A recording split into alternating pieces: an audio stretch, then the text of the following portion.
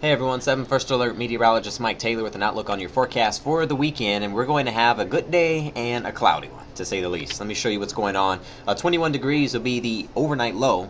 Partly cloudy, not nearly as windy, so it's going to be chilly at times. But once we get into the day tomorrow, mostly cloudy, but we're expecting the snow showers to stay mainly south of the area near Lenawee and Monroe County. It's about a 30% chance, so we're not calling for anything too crazy out there. So light snow showers, more than likely for the southern sections of the area.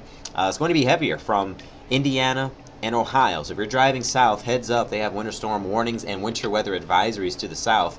For Sunday, we'll get a high of 33, partly sunny, expecting to get a little bit more sunshine. Area of high pressure will eventually win out, and that's why Sunday will be the brighter of the 2 days. But just looking ahead here, we have another system to watch. That'll be Tuesday and Wednesday, and it's going to be temperature dependent. It does appear it's going to start off as a wintry mix there on Tuesday, then changing over to snow as some colder air pushes in. That puts us back into the teens for Thursday morning, and at least we'll be dry again, but another system we'll have to watch will be on the fringes of the 7-day forecast around Friday night going into your Saturday of next week.